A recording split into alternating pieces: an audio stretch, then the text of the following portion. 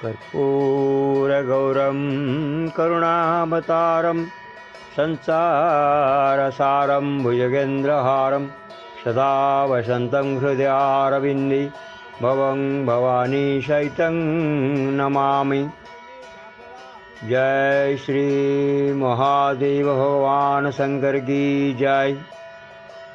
आज पवित्र शिव विवाह साखी गोपाल पुरी जिलार साखी गोपाल मंदिर रे शिव विवाह परंपरा क्रमे अनुष्ठित होइछि। महाप्रभु साखी गोपाल मंदिर रे पार्श्व देवता भाव में विराजित ईशानेश्वर अग्नि को साक्षी रखी वैदिक रीति विवाह करिसंती पार्वती को।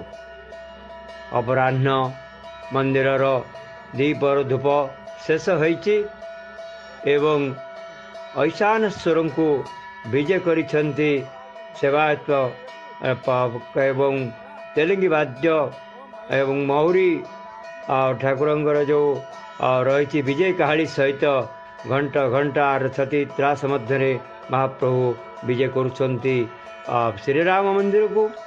एवं श्री राम मंदिर रे यज्ञ वेदी अनुष्ठित होइछि। विवाह मंडप रे विराजित करिसंती देवदेव महादेव ईशानेश्वर एवं ईशानेश्वर सहित माँ पार्वती जो वैदिक रीति रे मानवीय लीला रे विवाह कार्य संपन्न करा जाउछि। तहिरे रहिसंती साखी गोपाल मंदिर पूजा पंडा सेवायत किशोर चंद्र महापात्र जे कि ईशानेश्वर महादेवंकर पिता भाव नीति संपादन करुछंती एवं माँ पार्वती पिता भाव कन्यादान करुछंती से प्रतिहारी सेवक श्री रामचंद्र नंद एवं मंदिर पुरोहित तांको सहित रहिसंती राम मंदिर जो रहिसंती राम मंदिर पूजक रहिसंती एवं वंशीधर पाढ़ी उभयंकर द्विपक्षर पुरोहित भाव से विवाह कार्य संपन्न करुछंती। प्रथम जेतेबेला आसुछंती वरवेश ही महाप्रभु विराजित करुछंती विजय करुछंती सेतेबेले महाप्रभु को बाटवरण करा जाउछि। बाटवरण करी पाछोटी अणा जाउछि श्री राम मंदिर मंडप को एवं विवाह मंडप रे विराजित होगा परे ठाकुरंकर वैदिक रीति यज्ञ वेदी सहित महाप्रभुंकर हाथ गंठी मुकुट एवं जो रही चंदन सिंदूर कजल फूलमाल कर्पूरमाल ये सब लगी करा जाइछि। भक्त माने श्रद्धालु माने माँ माने आसी दर्शन करुछंती कृतार्थ होउछंती। ये वैदिक रीति जो महाप्रभुंकर चली विवाह नीति प्रतिवर्ष पणा भोग फलमूल भोग समस्त प्रकार नीति संपादन करा जाइछि।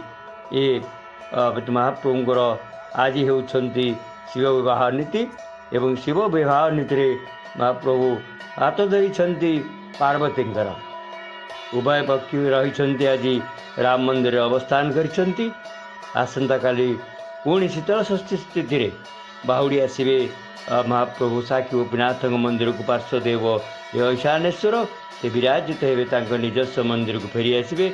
से रही भोग रही स्वतंत्र भोग सहित महाप्रभु को अणाजिव पणा भोग आईपणा।